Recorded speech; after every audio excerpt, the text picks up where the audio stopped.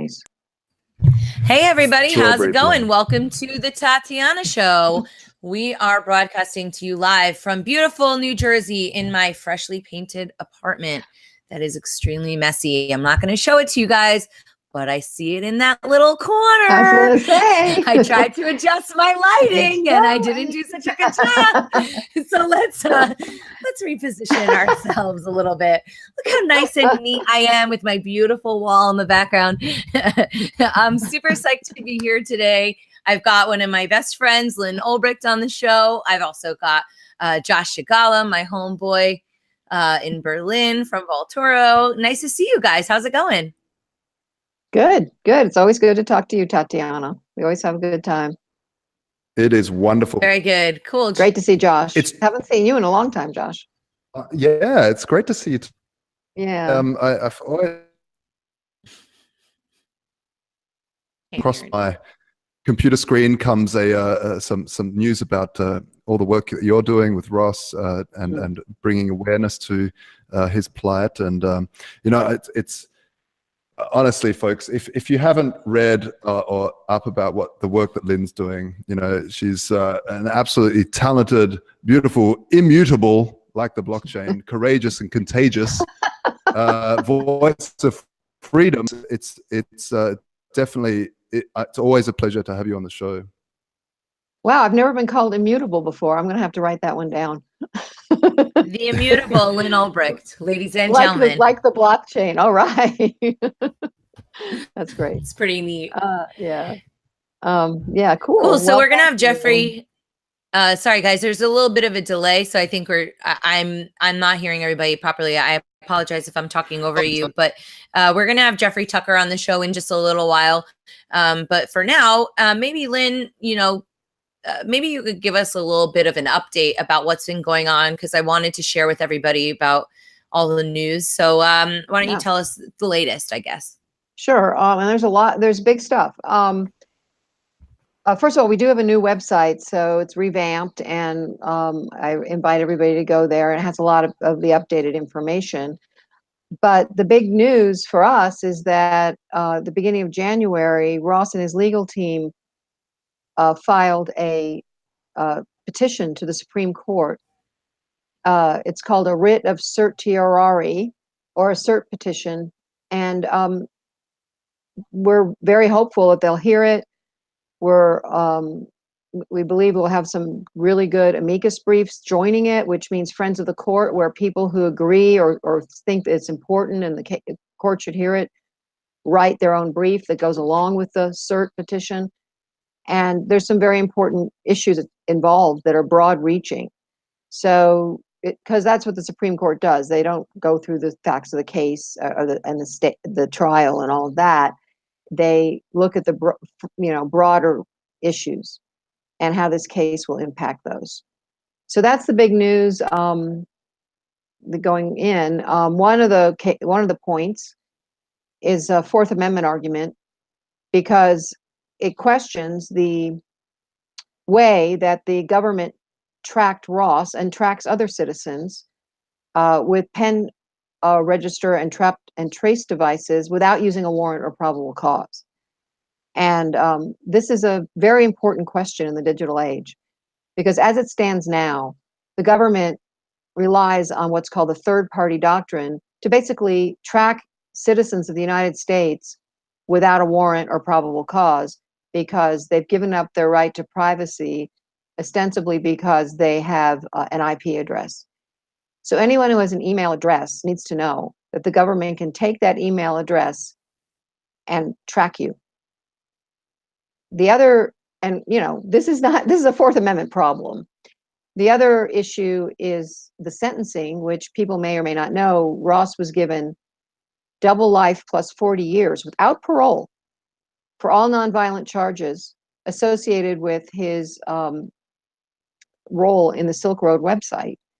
And the Silk Road was a online marketplace that was designed to protect the privacy of its users. It was an open market, so it was product agnostic. The people exchanging goods and services decided what to buy and sell. So there were lots of things on it, from raw milk to illegal drugs. I mean, art, books, but illegal drugs were on there, mostly small amounts of marijuana exchanged for most of the time. And there were things that were prohibited because Ross doesn't believe in the use of force, believes everything should be voluntary and is peaceful. And so things like child pornography, for example, were prohibited by the administration of the site. Also, stolen property or assassinations or something, things like that were not voluntary. But otherwise, it was pretty open, and it was an experiment in free market exchange. I remember when the debate was up about guns, whether they should be allowed, and then they banned guns as well, which is quite interesting. I remember thinking, oh, that's an interesting thing, seen as America is so heavy on gun rights. So that was and yet the media, I've seen it many times, calls it a gun site. They also say there was child porn. They say all this stuff about it. So please, people, don't believe everything you read because there's a lot of lies, and fake news is real. But in any case, so the idea was to have peaceful interactions, not do any harm to people. Granted, drugs can be harmful, but it was a free choice. So that was the philosophy. And for that, he is in prison for life. And I've read many cases where people couldn't have access to pharmaceuticals, or they were way too expensive, and there was arbitrage opportunities where people were shipping pharmaceuticals from certain countries that had cheaper pharmaceuticals to countries that didn't, and using the Silk Road to have access to these life-saving medications. So, just to put it all as some sort of place to go and party and have these party drugs, when really it wasn't just that. It was really it was a way to arbitrage just generally buyers and sellers between substances that they voluntarily wanted to take. Well, I've had people tell me that that's where they got their insulin, and now they can't get it because they can't afford it. Also, Kevin McKiernan, who's very much involved with the medical marijuana movement, said that there were many parents of children who had life-threatening seizures that would get their CBD oil on Silk Road and were very distressed when it was taken down. Their children's lives were in danger. So the only thing, though, that was allowed to be mentioned at trial and in front of the jury were dangerous drugs. They barely even mentioned marijuana. It was all these other, granted, dangerous drugs. So that was what the jury saw, and nothing else was allowed to be mentioned in terms of what was bought and sold on Silk Road. Oh no! For me, it was such a blatant case of the state apparatus working as a conspiracy to basically scapegoat someone, because you had these trumped up murder for hire charges, which were obvious lies. Because I had been reading the writings of this so-called Dread Pirate Roberts at the time, and it was always about non-violence, and it seemed so uncharacteristic. And as soon as they came out with those charges, I remember thinking, hang on a minute. And he had a huge following, folks. He, the gentleman that was writing these blog posts had a massive following of people, fans, because it was a very articulate and wonderfully written pieces, and always about non-violence and the freedom of the human to do harm to himself or herself if they see fit. That's what they want to do. But not only that, it went on and on. But what was interesting was when that came out, all that following disappeared. All of a sudden, everyone dropped away because murder for hires. And I could imagine the talks right now. We've got to put some fake charges on there that are really awful, that everyone will distance themselves. And they did. And then those charges have been dropped. Yeah, but in they people's never minds, charged them at trial for them at all. And I can't imagine any other reason than they didn't have proof. I mean, they're not doing it to be nice. They didn't charge him at trial. And that is actually one of the points in the petition of the Supreme Court, is that the judge, even though it wasn't charged at trial or ruled on by a jury, used it to justify this barbaric sentence that she gave Ross. And these are called judge found facts as opposed to jury found facts. And judges are not supposed to do that. They're supposed to rely on the jury. And it was never even brought up to be ruled on by the jury or to be, voted on by the jury. And that's part of the United States Constitution. Yet this judge decided, well, even if it wasn't proven in court, I think it's true. I think it's true, so I'm going to use it. And this is a very dangerous thing. Yeah. It's crazy. And I don't mean to bring up other countries. That's bananas. Yeah. Like, can you imagine just going off and being like, "Your traffic ticket, but I heard that you were a bad boy. You're going to jail." Like, Exactly. What kind of nonsense is that? And the judge goes, well, I believe that. And, why even have a trial? Why? Well, What's why the even point? have juries and trials? Is exactly right. And the thing is, the reason our founding fathers put in a jury trial was to protect against judges who decide on things on their own and any corruption or anything like that. They put in that check. And this is being run roughshod over. The trials in the United States, jury trials, are becoming extinct in terms of being anything but show trials. Well, aren't the statistics like 97% of people don't even go to trial and that they plea out? Mm-hmm. Well, they're pressured. They're saying if you go, if you go, you're going to lose. You're going to get worse punishment than if you plea now. And so they give in. I mean, over and over again. And by the way, I always want to point out, not only is it totally, everyone who knows Ross is like, there's no way he did that.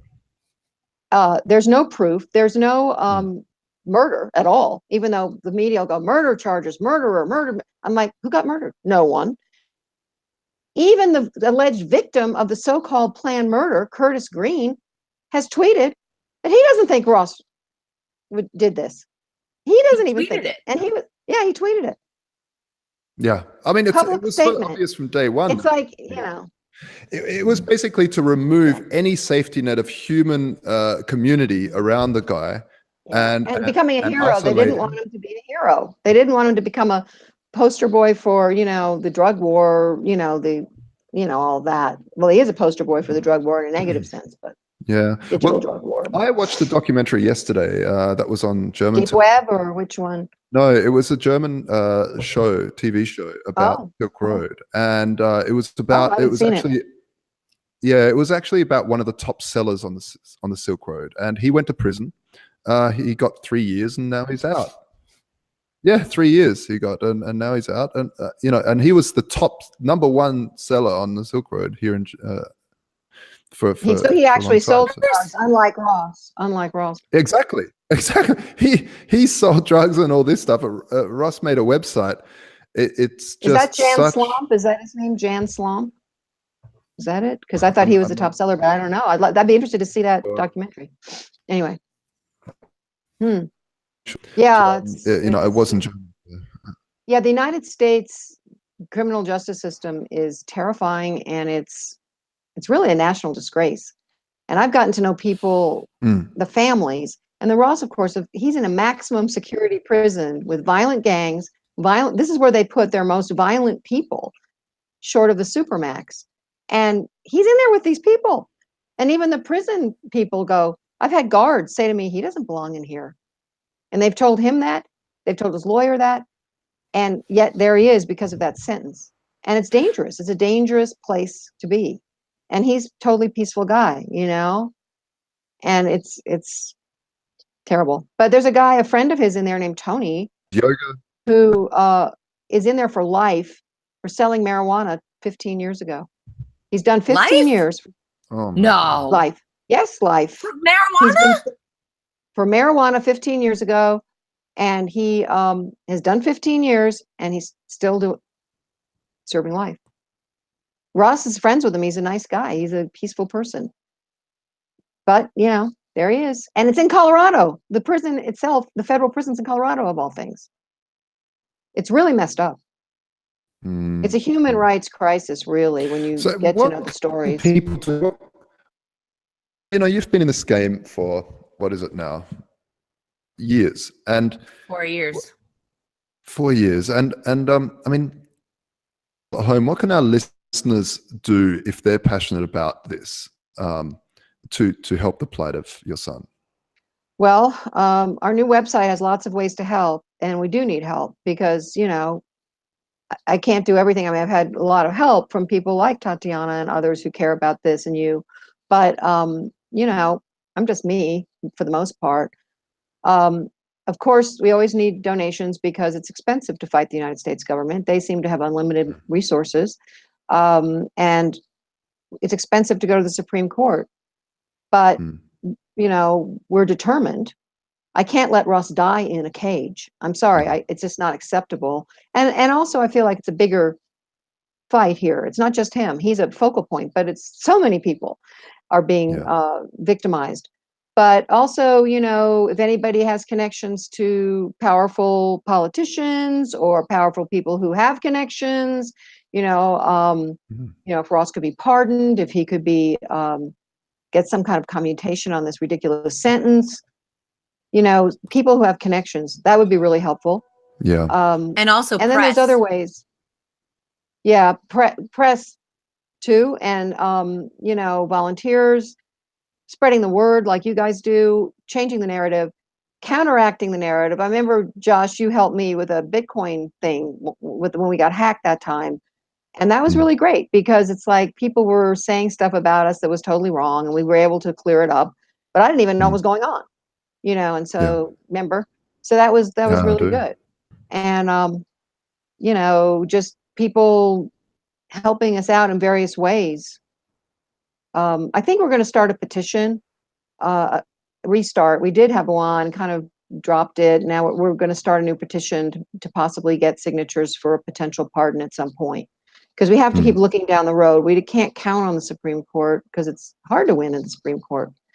Yeah. So, you know. So and how does that work with taxes and stuff when you get donations? Is that tax free for you guys or for the people donating? Is that Well, it's all through some? totally separate from our personal Yeah. income. We don't get any income from it at all. And all my work is volunteer. It's a Yes. so it's a defense fund. Please don't ask me to explain to United States taxes. Taxation is theft. I know that. That's what I know about the taxes. That's what you But know. but yeah, I mean it's an LLC, a limited liability corporation defense fund. So it's Mhm. and it's all transparent. It's all very. I'm really Tatiana. I can tell you, I'm super careful about what goes where, and we get nothing in terms of our personal at all. And so our taxes are completely separate. And I don't know how it works with, honestly, I don't know. I can't Yeah. tell you the tax rules there.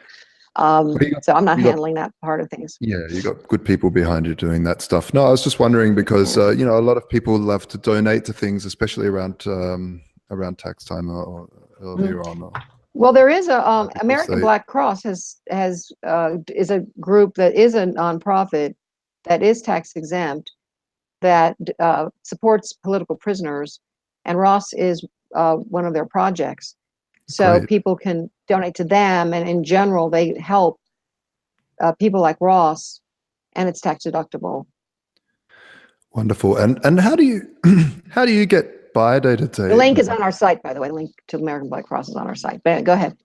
Sorry. You know, yeah. Also, freeross.org. You said Yeah. on your website, but you didn't mention Right. what it was. That's. Freeross.org. Oh, I didn't. That's with Thank the you. .org. So and you know I'm interested in you, Lyn, because you really when I see someone of your you know your energy to keep up and keep going and you know it's just for me it's phenomenal to see how much you travel and how much you do interviews and how much you talk and how much you push for not only Ross your son but also the like you said the greater cause. Yeah, I could use a vacation. That's true. Tatiana will Sure. tell you that.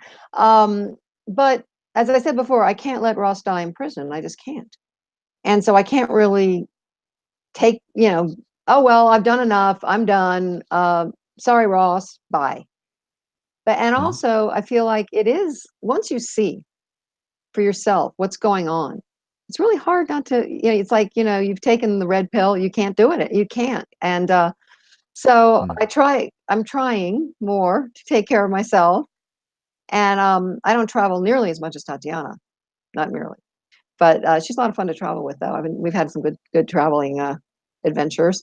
But I try to, be careful about not extending too much, but at the same time, I can't stop really. I mean, I take it one day at a time. You have to take things one day at a time. I try not to get overwhelmed with fear and discouragement, because it can be very, very frightening and discouraging. But then I remember it's Ross, and he's such a great person, and it's such an injustice. It's so over the top, and there's so many others that I meet. And I see the kids when I go to visit. There's children crying because they have to be torn from their father. And I say to Ross, was that guy really, and he goes, no, it's like people make mistakes. Most of it's related to drugs. And I'm not saying very violent, threatening people society should be protected from. Okay, I get it. Although I even think those people over decades will mature and change potentially. But nonviolent people, it's just doing so much damage to so many inside the prison and outside. So I just can't stop doing what I'm doing. Well, it is a much larger issue. And I mean, for me, I've gone to visit Ross in prison several times now. I was lucky to visit him in Colorado. I say lucky because there, at least we have these 6-hour blocks of time. So you can have visitors hours a day, Friday, Saturday, and Sunday. But it was just really, really sad in there and terrible. And, they're very nice at that prison compared to the New York prison, where maybe not everybody was so friendly. But it's almost like gross, because more grotesque, because there's this sheen of respectability and whatnot, and then there's an underbelly of just deep dark human sadness. And that's where we're going to find the solution for a lot of these people who are criminals and who are maybe made a mistake. I mean, there's such a variance of like what those people are like, and they're all just shoved into this one place. And I don't know if their ability to better themselves is really there. I mean, some people, they take their situations, and they try and kind of improve upon how they are. But some people, they need a little bit of help. So to put them in a crappy environment doesn't exactly help them. They call it correctional. They call it correctional, which I find ironic, because I think what happens with a lot of them is that it's really a criminal training program. There's people that go in there and they have to learn to survive, and they become much more criminal because they're being trained by other criminals. And to call it correctional in any regard, to me, is absurd. It's they're correcting it. They're giving them more skills. They're correcting them from getting in trouble next time. How not to get caught. No, but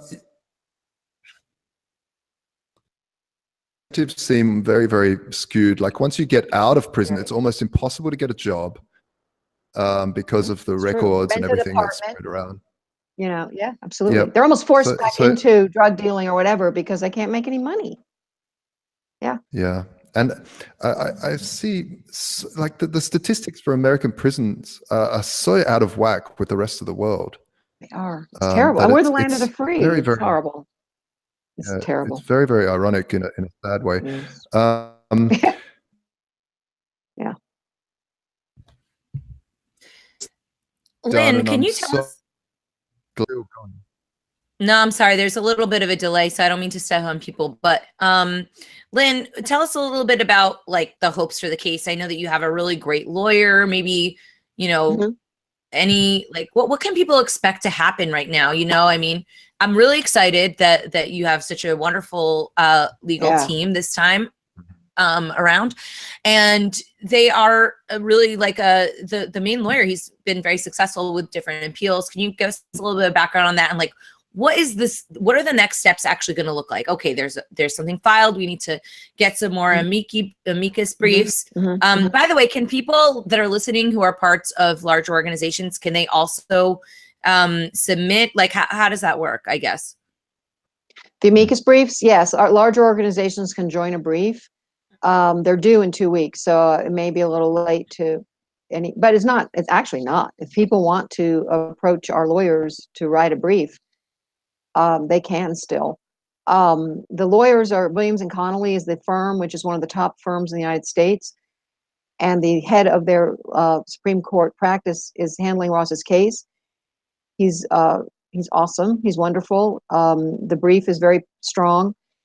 He's also an incredibly nice person. He thinks it's a very important case. He thinks it's, he took it because he thinks it's a very important case. And so I think we're getting the best possible representation we can. So after the amici are filed, which is February 5th, is the deadline. And there's another case called Carpenter, which is a similar case, similar principles, but it's about a cell phone. And it's already been accepted by the Supreme Court, and it's going to be determined, ruled on probably in June. It's possible that they would group Ross with that. It's possible they would accept his case separately. It's possible they would remand it, which means send it back to the Second Circuit with their opinion, to take their opinion into account. A lot of what's at stake here is this thing called the third-party doctrine, which was basically put into place almost 40 years ago based on the dial telephone. It's saying that if you have a dial telephone, you have no expectation of privacy. You can't expect to be private about your phone number that you've dialed. That's it. Not content, anything like that. And the government has used that, and the courts have accepted that this applies now to all the information that we have on our phones and on our laptops. Well, it's the third-party doctrine. You can't expect privacy. Well, it's a big leap from a dial telephone phone number to the almost limitless personal and relevant information that you can get now off of our computers and our phones. And so one of the arguments is we need to get, this updated to where it's relevant, or we might as well just kiss the Fourth Amendment goodbye. Because right now the government doesn't need a warrant. Why bother to search somebody's house? I mean, you just get all this stuff electronically. So that's what the argument really is in Carpenter and in Ross's. And so we'll see what happens, but it's definitely an issue that's being brought forward to the court for them to say, okay, we're going to make 21st century law that's relevant and not be relying on something almost 4 decades old that is so irrelevant to what's going on now, really. So that's what's up for grabs. Also the sentencing, because what's happening apparently, and I didn't know this before Ross's case. I mean, I'm like, well, they can't use something they haven't brought to a jury. And his defense attorney at the time was like, oh yeah, they do that. Yeah, they do that. I'm like, what? Are you kidding me? Well, apparently they do. And it's common. And a lot of people Ross has talked to about his case in the prison say it applies to them. There's a lot of people in prison based on judge found facts, the same, not jury, judge thing. And the courts have been kind of grappling with it. And some justices like Scalia, for example, said this has gone on long enough. This is an offense to the Fourth Amendment. But then they haven't really ruled on it. So that could affect a lot of people if they take that aspect of it as well, the sentencing.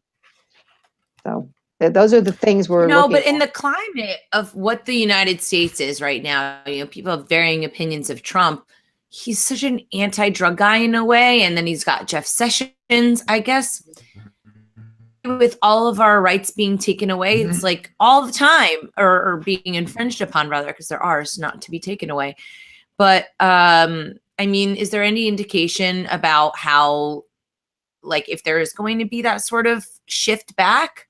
I mean, I guess that's purely speculatory, right? But I just hope that we see a reverse in this country. I sometimes I feel like I'm watching TV when I see all these silly things that are going on. Probably because there's a reality star running our country. But I feel like I'm living in a TV show. But anyway, yeah, exactly. Well, yeah, it's like I can't believe this is where we're coming to. I don't know how much longer, but it does seem like there's a definite pushback. And I'd love to see something different with the drug laws. Let me just say something real and quick. now I guess there's going to be, sure. Well, I just think it's important for people to realize it is important to push back. And also, I think people need to realize the drug war, you don't have to be for drugs to be against the drug war. The drug war is not really about drugs. The drug war is about using that to expand government power and make a whole lot of money. It's extremely lucrative to the tune of, well, we've put in $1 trillion of taxpayer money now in over 45 years, and people are still doing drugs. They can't even keep drugs out of the prison, okay? There's plenty of drugs in the prison. So I didn't mean to interrupt, but I just want to say that's why it's important, because we want to turn the tide. And I think we're at a tipping point in history. I do. I think we're at a crossroads. It's like, which way are we going to choose to go? And a lot of people need to wake up to that we're losing our freedom. Yeah, I was talking to a gentleman who I've forgotten which country he was from, actually, which is, but he was talking specifically on the fact of what happens when you get the government that spies on you. And he was saying that, look, a lot of people say, well, it doesn't matter. The government we have now? Yeah. Yes. Yeah. Well, they say, a lot of people say, well, if I'm not doing anything, I don't care if they listen to my sports obsession. Mm-hmm. And what he said was, look, that's fine. But if the government has power to listen to everybody, it means they have the power to listen to the police, to the judges, and not only listen to them, but threaten them. So you can then threaten the judges with a certain thing. Hey, I know what you like in bed, and you might be embarrassed that the judge might be gay or whatever, and wants to hide that, or even anything. Might be into something weird. But that then is total control over a very, very important part of modern government is the courts and stuff. And that way, then you can start to stream down further and further and control people more and more. Little tiny facts. And it becomes such a downward spiral, and it becomes quicker and quicker until you get full-blown tyranny. Yeah. So anybody that thinks, it's fine, they're just listening to my sports core, don't see the bigger picture. And that's a really important thing to keep in mind when challenging corruption within, the Fourth Amendment or something like that. That is a really, really good point, because that is an argument people make, and they trust the government not to expand, I guess. But that's such a good point, that they can use it any way they want. And it's a very important, it's a really good point. I'm going to remember that one too. Remember that one. That's good. That's really good. So, so what's next for you now, Lyn, in terms of awareness? Where do we go from here? Are you doing any tours where people can hear you speak? I have a few coming up. I'm going to go in a couple weeks to Liberty Forum up in New Hampshire and do a talk there. That's part of the Free State Project. They've been great friends to Ross and our family. They're great, and it'll be fun because it's everybody's Liberty people, and they're always so much fun, and they're always such great people. So I really like that. And then the following weekend, Tatiana, Anna, and I are both going to be at the Bitcoin Super Conference in Dallas, which that'll be very different, I'm sure, but I think it'll be interesting and fun. And then actually I've been invited by Reason Foundation to speak at it's a private event in Palm Beach in March, which I'm very honored to go there. And that's the next thing. And there's a few things that I'm hoping to be able to speak at the rest of the year, but it's nothing else is scheduled. So, and I'm going to speak when I'm in Austin, because I'm on the way to Dallas. I'm going to speak at UT, and I'm going to be on InfoWars with David Knight, who I love. David Knight, he's great. Yeah, they've been really big supporters. He's publicly on his show called for Trump to commute Ross's sentence, and he compares it a lot to the Bundy situation. And someone else was calling it a digital version of the Bundy situation and case. And I think that's it's like all these different frontiers of fighting back, and we have to keep fighting. or resisting. We have to. I So- mean, legally. I mean, obviously, legally. I'm not talking about. I'm not fomenting revolution here, but we do as citizens of the United States, but also people around the world. Like you're in Germany, but I've been told by people all over the world that where the United States goes influences everybody else, and so Oh, it yeah. matters what happens here. Yeah, when the state sneezes, everyone catches a cold, and Yeah. I think the thing is also, the states have a very wide reach globally as well, They do. and they're extending that sort of Mhm. session,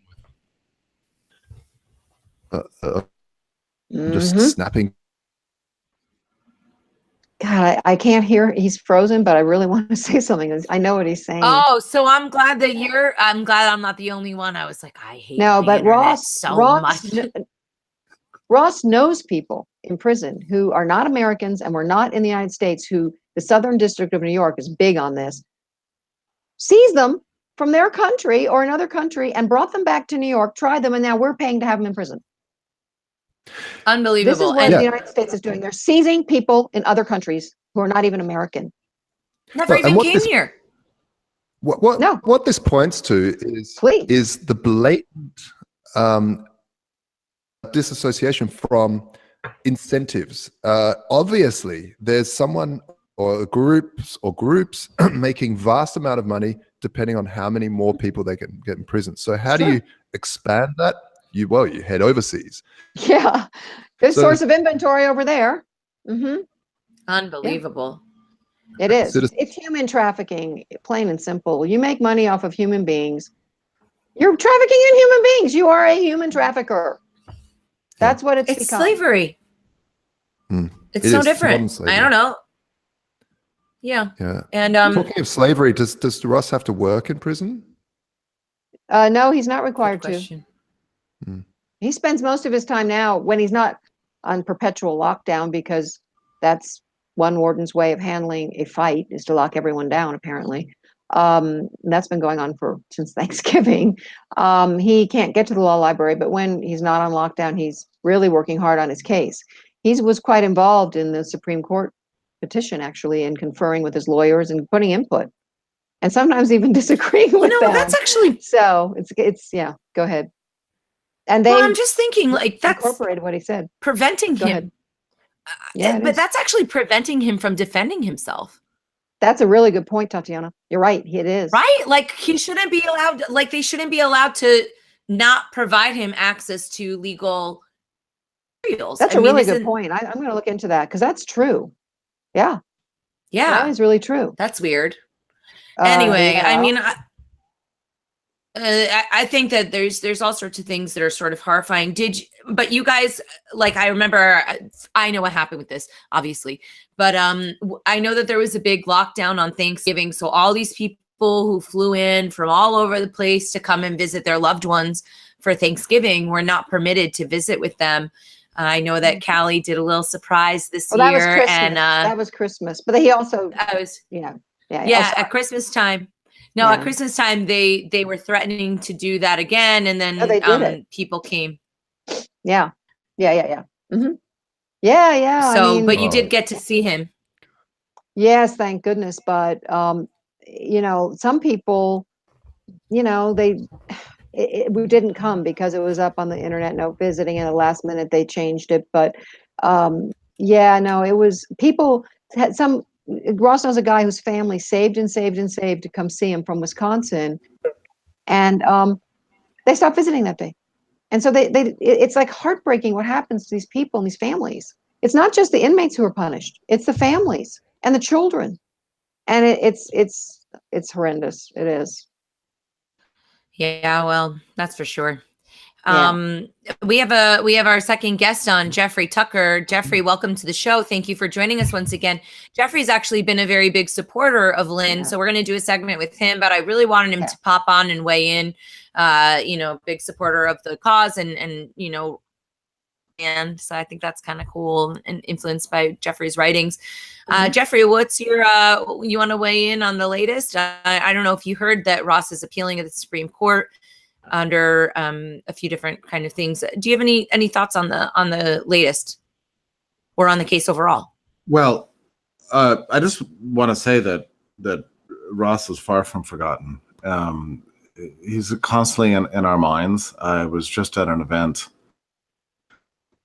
I don't know, this last weekend or something, and everybody was talking about Ross, and I say that because these are very good times in crypto land. There's a lot of people there have made a lot of money, a lot of newly minted happy lives, and that's all good. And that's wonderful. It's great when people have been able to achieve this kind of things. But at the same time, with that glorious news is also the ever-present reality that a grave injustice has been done to a good friend, a brilliant innovator and colleague. And and I just want to say, not that we should not forget him, but that he is not forgotten, that he's constantly on our minds. And we're all very aware that there are two sides to this. There's the glorious money that's being made on one hand. On the other hand, one of the great innovators in our space has been treated horribly and with a horrible injustice. So the fight continues, and will be won. Thank you, Jeffrey. And I feel like Jeffrey really understands Ross in a way when he said he's an idealist. And, that's exactly right. Ross is an idealist. He remains an idealist, but that's what motivated him. Not to be a drug kingpin and make millions. That is not what motivates Ross. He's an idealist. And anyway, a peaceful idealist, I might add. Yeah, I mean, Ross is all of us. Mm. I mean, he's a stand-in for all of our hearts and all of our dreams, and we need to all remember that it could have been any one of us, and it just so happened that he was treated, horribly, arbitrarily, and viciously and capriciously by a system that is unchecked and out of control, and he is bearing a terrible price and the weight of the burdens of this unjust system in a way that none of the rest of us are. So we should constantly keep this in mind. And in that sense, Ross is many ways. I mean, this has been going on since the ancient world. The unjust imprisonment of good people, and you can see this in the great novels, Les Miserables, and so on. But there's a real case in our presence today. I should also point out that many people have been extremely generous in his legal defense. Oh yes, very much. We wouldn't be here at the Supreme Court level without that. Absolutely. That's true, and that's also another sign of injustice. I mean, it should not. That's right. That's exactly true. That people give, tens of thousands, hundreds of thousands, even millions of dollars to this cause to get this man justice. I mean, right kind of system, justice should be free, Yeah. So it's very bad, but it's the reality. And I think it's very good that people have stepped up. Oh yeah, and we were so grateful for that defense that we can afford. And again, I think it's right that people have done this, because, as I say, there has been so much money made in our sector and continues to be, every day in our sector. And it's right that some portion of this should go to achieving something resembling a resolution to this situation. And I hope that the system is very bad, and the criminal justice system in this country chews through souls, on a daily basis, and we need long-term solutions to this. But at the very least, the beautiful thing about Ross's life right now is he gives us, a person we can love, a person we can appreciate, that we can rally around and work towards. And I think he should continue to be our sign. It's like, until Ross is free, something is profoundly wrong. Yeah. That's right. Thank you, Jeffrey. That's beautiful as always. It is. It was so eloquent. We were talking earlier about the greater prison system and how the American system is really incentivized a few groups of people to get as many souls into the system as possible. Talking economically, how can a prison system work where you do take dangerous criminals and protect society from them without building incentive structures to get as many people as possible because it's profitable? How do you deal with that in free markets? The answer to that question is interesting. The answer is I don't know. And the reason I don't know is that we don't have a market that works in order to provide the answers. I mean, the reason we have competitive markets is because they generate answers to difficult problems. We didn't know what search was going to look like on the internet. We didn't know what shoes would look like in the 19th century. We didn't know how to build a mattress in 1750 and so on. We have markets to discover new ways. And one of the problems the criminal justice system presents is, how do you come as close as possible to achieving justice for the guilty while not ensnaring the innocent? That is a market problem. And I would like to see a system evolve in a humane way to better realize better outcomes. The terrible thing about the criminal justice system is that it's literally not allowed to work, because we're still trying to use these medieval system of justice. Medieval. True. With widespread horrors that are not exactly hidden from the public view. I mean, you can go down to any county courthouse and sit for a day in the courtroom and watch what happens. You will be mortified. You'll be horrified. Just the lack of compassion, the way they just chew through human lives without regard to anything remotely resembling intention or justice or charity or anything else.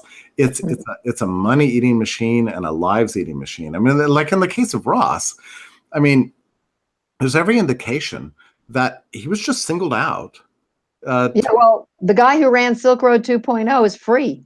Yeah. And it was bigger, and the government themselves called it equivalent. He's free. He's definitely being used as a example and a scapegoat. Yeah, and the government treats people as if they're just objects, Yes. And right. but Ross is a real human being, he is a creative young man with a soul, and but I spent a little bit of time in jail, and what happens to you is that you become how they treat you. And what you realize very quickly is that you're a non-person in their eyes. You're just you happen to breathe. You happen to have a body. But beyond that, as far as the jailers are concerned, you're just taking up space. Oh, Ross said he's referred to as freight one time. The guy's like, I've got some freight here, got him upstairs, and he goes, "What? I'm freight now?" Yeah. And other stuff like that. Yeah. They don't need to give you the time of the day. Literally, you ask what time it is, they won't tell you. I mean, so you're doing time. That's what they don't want you to know. So and not yet. And it takes a heroic person to push through that and still sustain, a sense of humanity, because it's very easy. If you're treated like an animal, you tend to behave like one. That's right. Ross has maintained his dignity. Yes. And his humane outlook on life and his essential warmth and his personality, despite the whole system trying to rob it from him, and that's a level of heroism that you and I and most people will never be confronted with, will never be tested to that extent. And so he's been tested and continues to be every day, and keeps passing and passing and passing. I got a letter from him. I guess it was a month or two ago, and I was just so moved, just to and I'd like to think that if I were in a similar situation, I'd perform that way. I don't know, and I don't want to find out. Yeah, no, you don't want to find out. No. So it's a continuing inspiration. I mean, so in a strange way, Ross is working for the well-being of humanity from prison. he's continuing to inspire all of us. And I never give a speech on this topic, and I'm very optimistic about the future, but there's always, it's like there's a screen of optimism, and then there's Ross up here in the corner smiling, but his presence is always there, Well, thank you. Thank you for all your support, Jeffrey. It really means a lot. Yeah. I think I'm going to transcribe all you just said and send it to him. Please. Absolutely. It'll be very uplifting for him.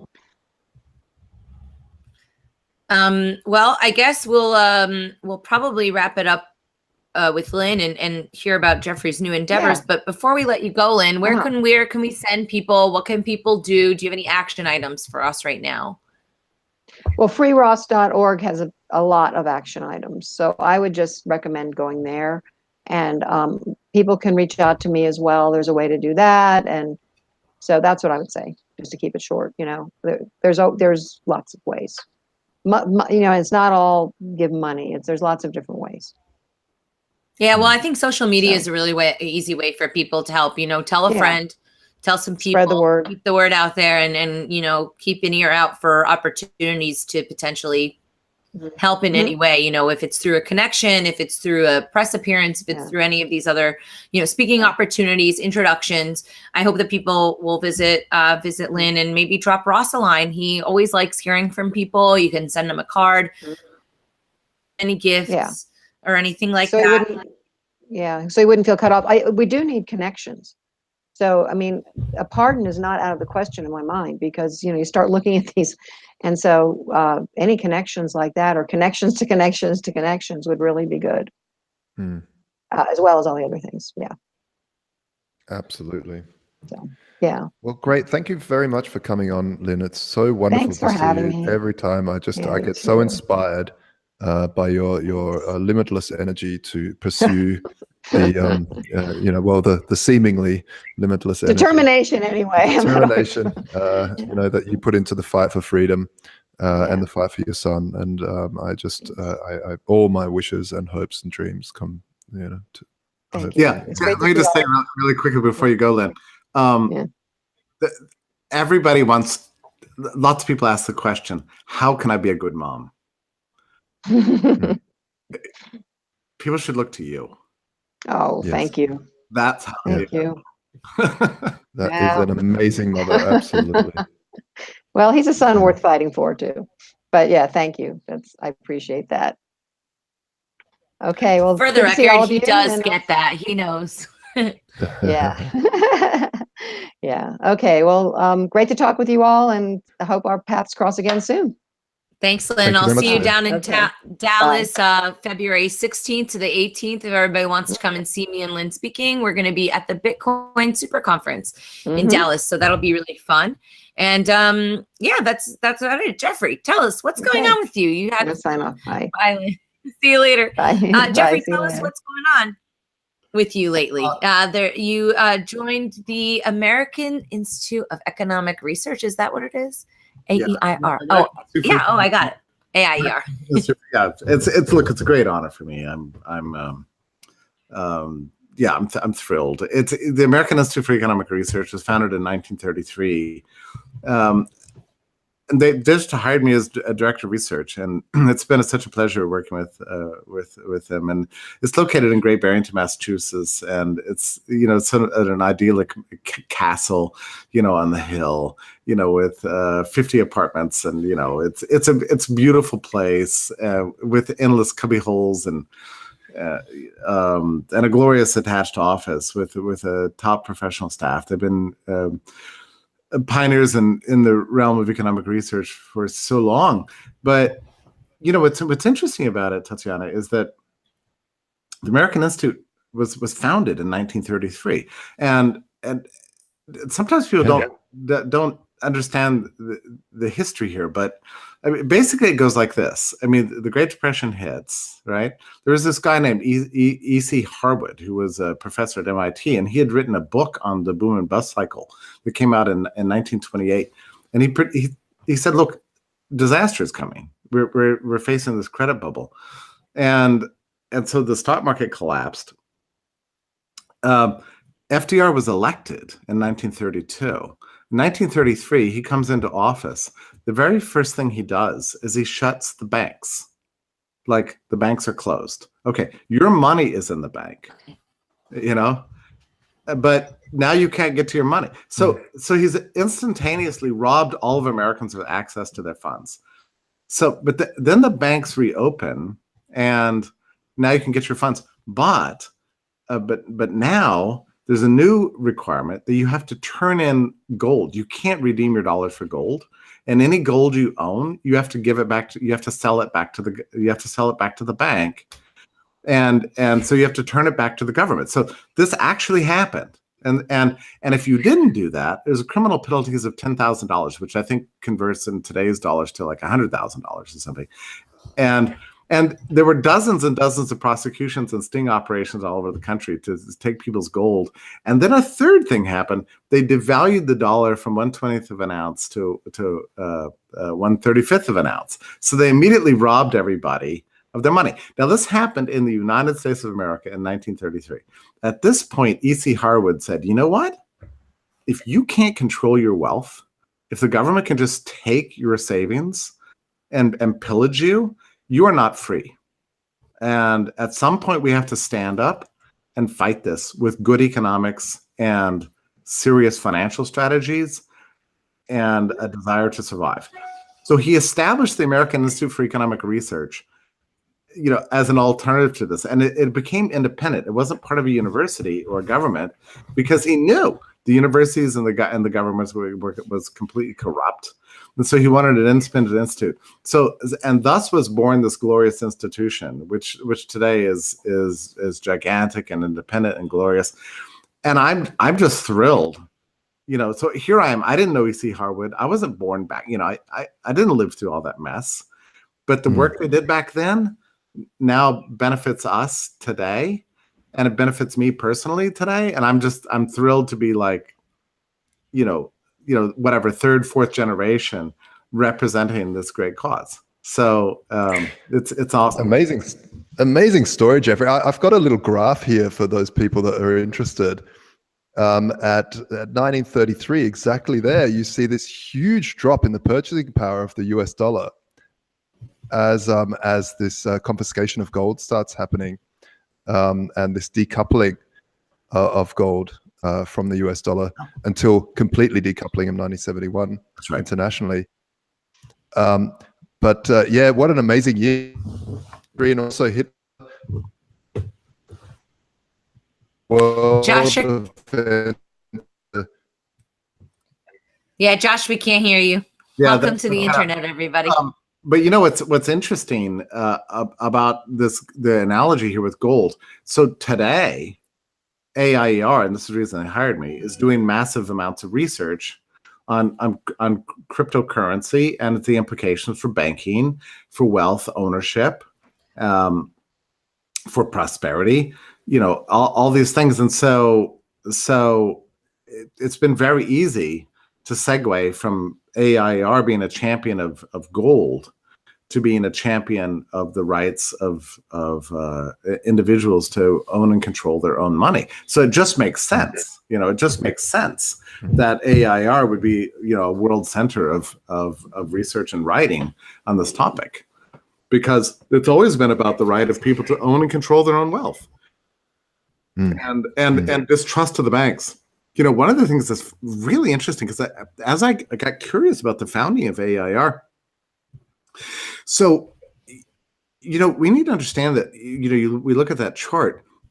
What FDR intended to do was generate a massive inflation in America, because they believed that if you could raise prices, that it would get us out of the Depression, which is a stupid idea, but they believed it. So the purpose of the devaluation and the purpose of the gold confiscation and so on was to raise prices. It didn't work, and the question is, well, why didn't it work? And the answer is that that people began to not trust banks. I mean, after you close the banks, after you confiscate gold, after you devalue the dollar, nobody's going to trust you anymore. So Americans started burying their money in their mattresses and they started burying their gold, underground in the backyard. And the velocity of money, the pace at which it changes hands, plummeted. It fell off a cliff, and suddenly all of America became hodlers. That's what happened. Amazing. The whole country became hodlers, and this lasted from it started in 1930, but it really accelerated in 1933. It lasted throughout the rest of the 1930s, and then of course we had World War II, in which all the men were drafted and all the prices were controlled and all life was hell, and you couldn't even buy freaking flour at the store without a coupon. I mean, it became like a Stalinist economy. And of course the hodler was like, we're super in at that point. They're like, all right, we're going to hodl forever. Well, the war finally ends and life becomes a little more normalized, and so by 1948, 1949, it seems safe again now to start investing, to start maybe hiring, to having children, that's where the baby boomers were born and so on. And all these huddled dollars are coming online. So you have 15 years of savings, or deferred consumption suddenly shoved into new capital investment, building the future. So all the economists at the time predicted. They said, after World War II, we're going to get millions of soldiers returning from Europe. We're going to have a Great Depression. It's going to be a disaster because what are we going to do with all these new labor resources? There's going to be mass unemployment. And none of it happened. And the reason it didn't happen is because the hodlers and the hoarders and 15 years of savings suddenly came online. And throughout the 1950s, we saw in one decade the greatest economic boom basically in the history of humanity suddenly came about, and that's because of all the savings that have been built up in the 1930s. So it was the hodlers that saved civilization basically after World War II. And nowadays we don't have any hodlers in a fiat country. I mean, really, most people I know live paycheck from paycheck. They cannot save, and when they do save, it gets devalued, so they don't bother. Right. But what I find is this. What I find so beautiful about living now is this renaissance in the understanding and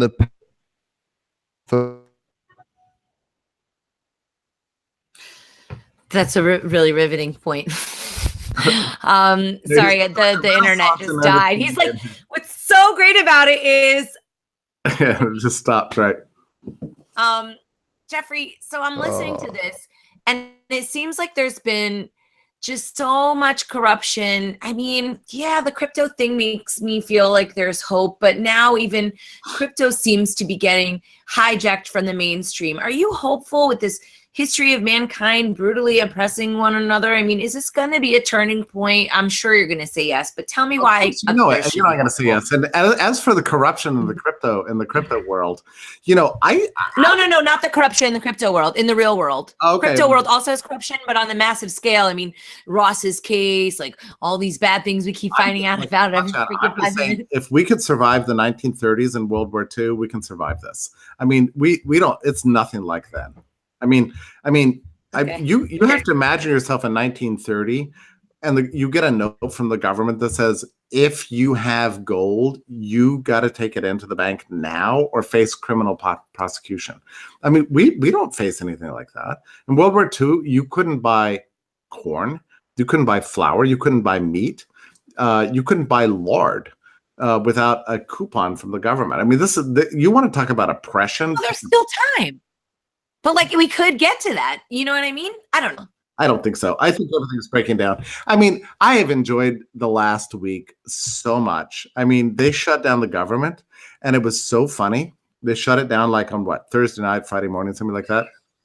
And then Monday, and then it was a weekend, so nobody cared. And then Monday came and a whole day went by. The markets didn't react at all. Like at all.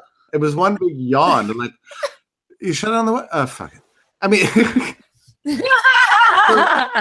so Tuesday comes and all the politicians are like, we got a problem. We shut down the world's most important important, big, and powerful government, the indispensable institution that keeps the country and the world together, nobody gave a shit.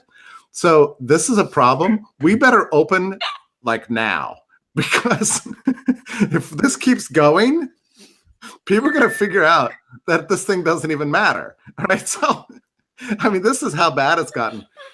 Also, you can't forget, in 1962, a poll was taken. Do you have trust in the federal government to do the right thing? 60% of the public said yes. That same poll today, 18%. I mean, that is a... Yeah, I like seeing them crumble. I mean, that is a... I guess... You can't like run an enterprise viably over the long term that has 18% public support. I mean, come on. This is getting ridiculous. I don't know how far it's going to fall, but it's going to fall and fall and fall. And I don't quote me on this, but because I mean it a little bit sarcastically and ironically, but God bless Donald Trump, because it's like he's trolling everybody. It's awesome. He's doing everything possible to discredit, everything about executive state rule and the bureaucracies. The bureaucrats are fleeing Washington. We have lost 20,000 people out of the permanent bureaucracy in DC over the last 12 months because they're so demoralized and they don't even like showing up to work, and they're like, screw it, I'll go work at Chipotle. I mean, that's sort of their qualifications with them. Okay, I'm a little bit cheered up. I guess my frustration is also like with the media and people thinking that certain things function when they don't. I like seeing the cookie crumble, or like the house of cards kind of come down, because I don't know. I mean, you think like, I don't know. Have you ever tried to, place like say somebody's trying to harass you or threaten you, and you go to the police department and they're like, oh, we can't really help you with that. We can't help you until they actually kill you. It's like, listen, I've been watching TV for a long time and they always help. We're not doing it right. And like, you have this complete disconnect from reality of what these services provide versus, what you see. You're talking about the media? I mean, I mean, the distrust in government is paralleled perfectly with the distrust in media. And you can understand why. I mean, I have a Google Home Assistant that I listen to every morning, and I have to listen to this blather. And, every day it's nothing but Trump hate, revenge porn, and, God knows what. I mean, it's just ridiculous. Why are these people still on the air? Yeah. I hate the alt-right. I don't need to wield my anti-alt-right credentials in front of you. I have a whole book against these guys. But when you have to go to Breitbart to find out like actual news, that's pathetic, and yet that's what I went to Breitbart because I just can't bear it. And I used to love the New York Times. Now it's just like, I don't know what you call it, if fake news applies, I don't know what, but I went to Breitbart and I found out that last Thursday, Donald Trump held a rally in Philadelphia that filled up an entire stadium, and he gave an on-point message.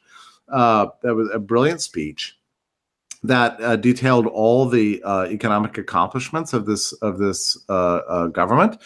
I wouldn't say accomplishments of the government; it's actually accomplishments of deregulation and tax cuts. That have generated record low unemployment among blacks and women and all demographics. We've got a breakout after 10 years of recession. Suddenly, the American economy is growing again, not because of anything the government's done, but because the government's doing less than it ever has before.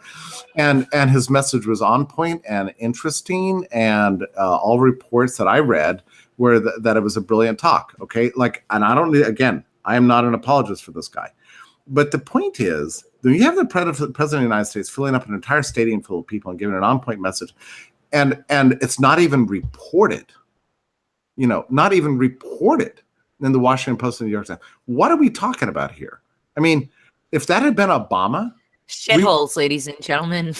Yeah, if that had been Obama, we would have seen a full transcript, on the front page of the New York Times. They don't even mention the existence of this rally. I mean, that is a level of corruption in the press. I don't even know they've become a full-time party organ. It's despicable. And again, I am not an apologist for Trump. I despise the Trump movement, but I got to tell you, the net effect of this presidency has been good for this country, and not because of what it's done, but because of what it's not done. I mean, just the declining to enforce the regulations, reducing the corporate tax rate, and so on. These are extraordinary achievements.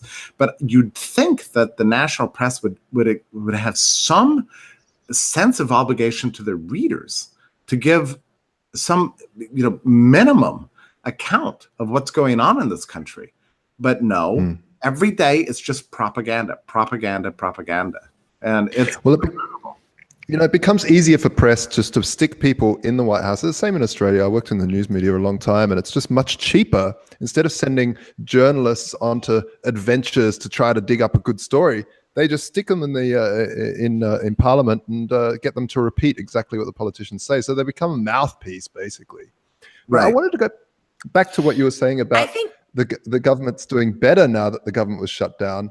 We saw the same thing in Spain. Spain has had a dysfunctional government or a lack of government for a long time, where a truly formed government, and their unemployment rate dropped a couple of percentages during that time. It's just there's constant examples of the fact that the state apparatus ends up just mucking about and causing more harm than good over and over again, and we really see this playing out. So it's great to see evidence happening in the home of the free in the States.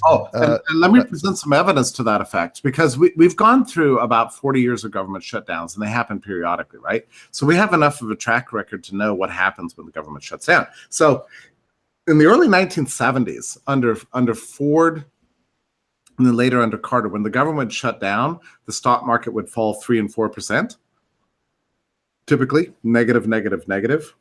That began to turn with Obama. When the government, when the Obama government would shut down, the stock market would go up and up. And the most recent shutdown had an astronomical increase. Like the financial markets went up like 4%.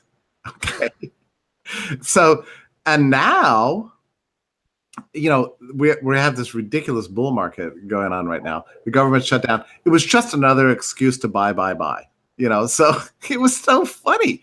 So now you have the financial markets like literally paying no attention. Like the fact that the federal government of the United States, the world's most imperial power, shuttered its doors, was about as relevant to to the financial markets as my next door neighbor's new welcome mat. I mean, it just had no impact whatsoever. I mean, that's kind of an extraordinary realization. I mean, the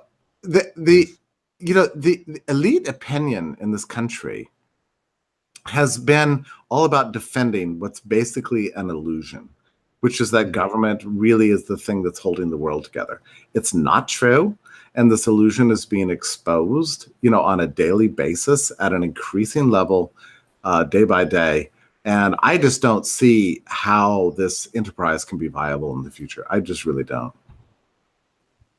Yeah, interesting. I see, more and more these huge companies like Google and Amazon are becoming so massive and powerful that, and now we have the privatization of money and back to an asset-based currency in terms of rare numbers, in terms of Bitcoin and crypto, that we're seeing more and more the total uselessness of this state function. Exactly. Well, money was the last one to go, because we've gone through about 200 years in which government has monopolized money, and now it's no longer a thing, and we've seen that it can happen in the private sector. And I think it really does raise an important question, like, what do we need these people for? What exactly are they doing? I mean, the case of Ross shows they're not giving us justice. The case of Bitcoin and all the other cryptocurrencies show that they can't give us money. They're not doing that well. They don't do anything well. So I mean, at some point we're going to say, I think, like a paradigm shift, and it's exciting to live through. I must say, I'm thrilled by it. Let me just tell you quickly. I'm going to Austin, I guess, on Thursday, and for a conference I organized actually, and Roger Ver was going to debate Trace Meyer on the question of the block size, right? And Trace, if you know Trace, he's a fierce debater, right? So everybody was really signed up for this. Roger had to cancel for personal reasons, so they needed somebody to go up against Trace. Oh, really? Wow. You're gonna do it? Wait, are you still pro Bitcoin Cash? Are you pro Bitcoin Cash over regular Bitcoin? You know, Tatiana, I have to do like a mental inventory over this in my own mind. I've been leaning pro BCH for a while. Mostly my position is I'm in favor of competition, but at the same time, I'm pretty sure that if I had been a voting member of Bitcoin Core since 2015, I would have raised the block size. I think it needed to be raised. I don't see any reason for it not to have been raised. And I think that the creation of BCH was actually a brave and bold decision that's actually helped a ton of people get out from under these high fees and slow transaction time. So, so I don't want to make a blanket statement, I'm a partisan of BCH, but I can make a case for it. And I think I'm the one to do it. So great. Well, the funny thing is, I think this is going to be interesting. We need to wrap up. I know that, but you've just opened up a can of interesting. I know, guys. I have my painter coming in like 2 seconds. He was supposed to be here 20 minutes ago, but I know it's just getting juicy. Well, I just love the fact that Roger Ver is heavy on the economics theory side, and so are you, obviously. And so it's interesting to see people that are on a technical level saying no, Lightning networks and second layer tier networks are better, and then the economists saying, hang on, or the businessmen as well saying, no, look, we need to raise it a little bit so we have some runway, and then we can play with all this stuff. That's great, but we're seeing as we run an exchange, Bitcoin Gold Exchange, and we're seeing a lot of partners and stuff really having troubles with these high fees because it's ruining a lot of business cases that were built on this promise of low fees, instant transfer, all these things. And so it's a very, very difficult stage for us as a Bitcoin business to deal and try to wait for Lightning Network to come along. It's really, really tricky. It's always wait for Lightning networks, and I'm not even entirely sure about Lightning. Well, this is a whole thing. We can do another show on it. Yeah. I'd love to do another show on Lightning because I also see some very, very difficult economic problems with Lightning Network in terms of the economics of it. So it'd be great to have you back on the show and to talk about that. Be happy to. I love this topic. Great. Excellent. Well, we'll have to do it soon, guys. Thank you so much for coming on the show, Jeffrey. It's always nice to see you. Wait. Don't go so fast. Okay. I want to know 2 things. You told me the other day about some sort of, I can ask you about that later. I want to know where people can read your writing and how people can catch up with you. Head over to AIER, American Institute for Economic Research. My entire archive is there. I write every day except for the last 3 days, during which time I had the flu. So I'm writing like with a frenzy right now to catch up. And so I have a new article on the government shutdown, which you don't need to read because I already talked about it on the show. But anyway, support AIER. I think it's really funny, though. I want to hear about how ineffective their threats are. It's going to shut down. We're like, yeah, who cares? It's so good. That's so funny. All right. Well, thank you so much for coming on. We're due for a little Skype catch up, I hope soon. And thank you, everyone, for tuning in. Thanks to Lyn Ulbricht. Please go to freeross.org. Also, people can go to cryptomediahub.com if they want to find out about my marketing company for crypto companies. And I don't know, joshvoltoro.com. I think that's it. Thanks, everyone. We'll see you next week. Bye-bye. Thanks. Peace out.